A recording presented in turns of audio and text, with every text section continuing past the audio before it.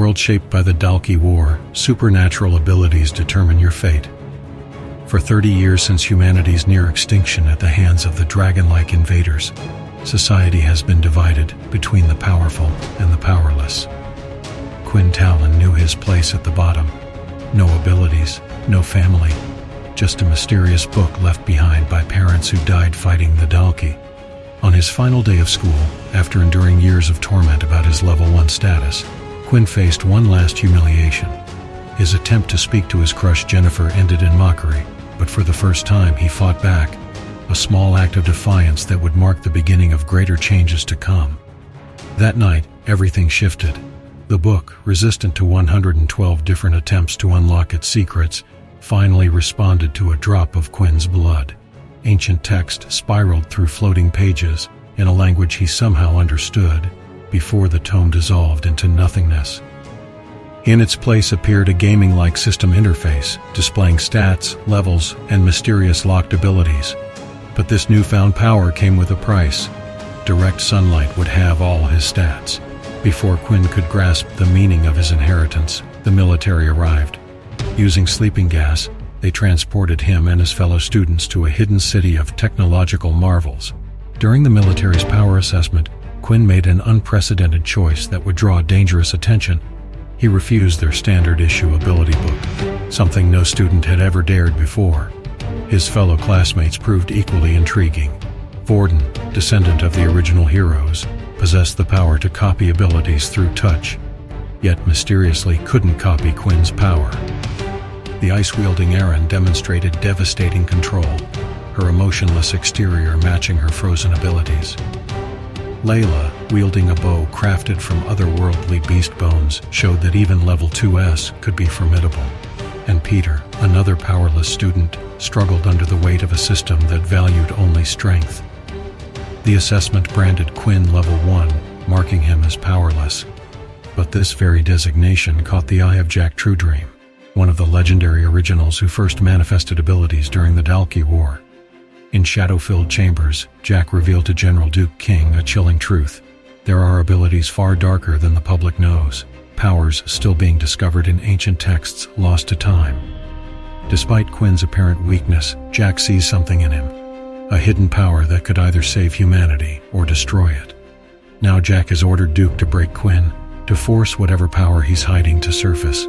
Senior students loyal to Duke are being positioned like pieces on a chessboard, ready to test Quinn's limits. As Quinn begins his new life, unaware of the forces gathering against him, his only advantage may be that his true abilities remain a mystery, even to himself. Quinn's normal school day takes a dark turn when he encounters a disturbing scene. Riley, a level 2 bully, and his gang cornering Peter, a defenseless first-year student. As Riley forces credit transfers from Peter's wristwatch, Quinn makes a bold but reckless decision to intervene. Though the confrontation ends with Quinn being brutally beaten, it activates his first real quest from the system: defeat Riley and earn enough experience to level up. Driven by determination, Quinn heads to the training room to test his strength. But something strange begins to affect him, an unnatural, gnawing hunger that won't go away. His friend Vorden notices Quinn's deteriorating condition, jokingly suggesting vampire symptoms. Meanwhile, in the library, a mysterious goth student named Layla approaches Quinn, hinting that she sees through his facade of being powerless.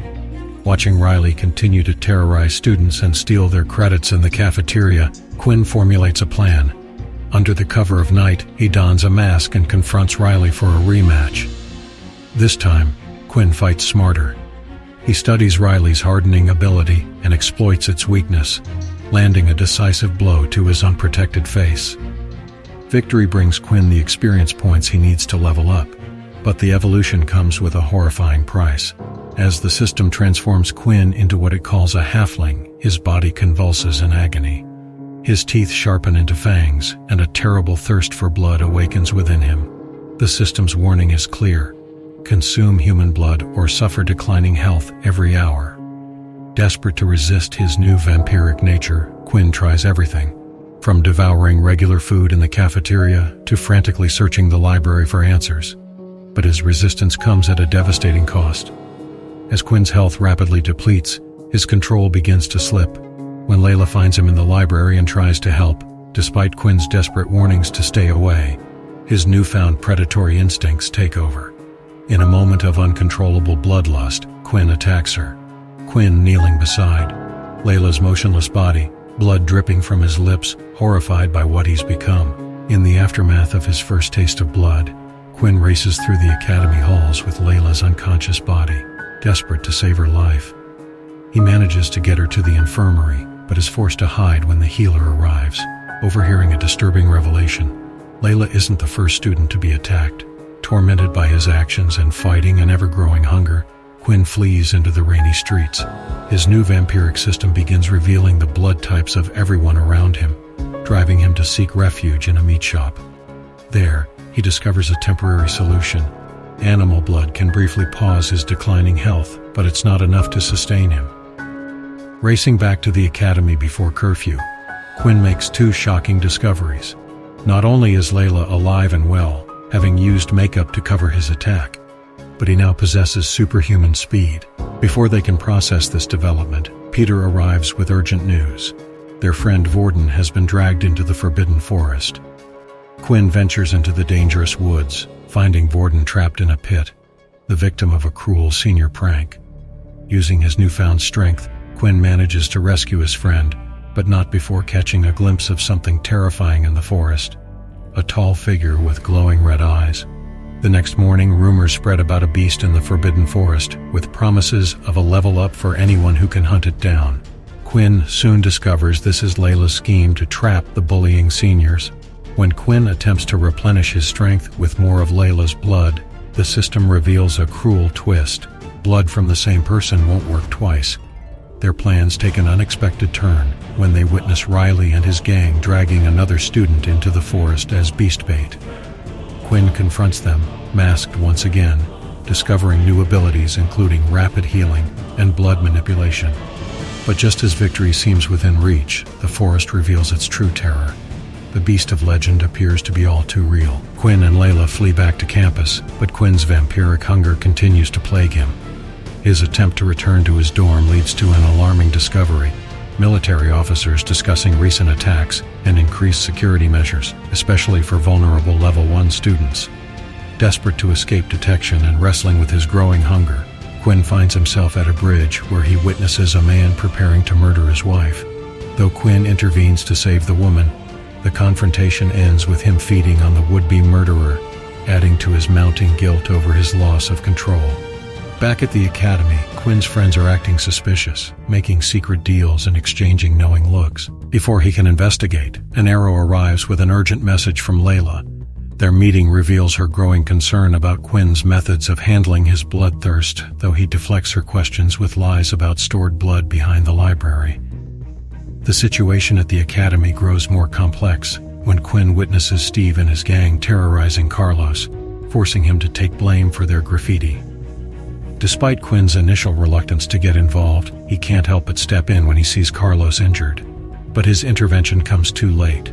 Carlos faces expulsion for a crime he didn't commit. Taking matters into his own hands, Quinn dons his mask once again and confronts Steve in his room. Using his growing powers and newfound control over his feeding, Quinn delivers a brutal lesson to the bully. But his victory is short-lived. Returning to his room, he finds Vorden and Peter waiting with accusatory glares, claiming they know everything about their traitor roommate. Now Quinn must face his greatest fear, the possibility that his closest friends have discovered his dark secret, but their suspicions are focused on his relationship with Layla, rather than his true nature. While Quinn breathes a sigh of relief, Vorden's strange behavior and sudden personality shift raise new concerns.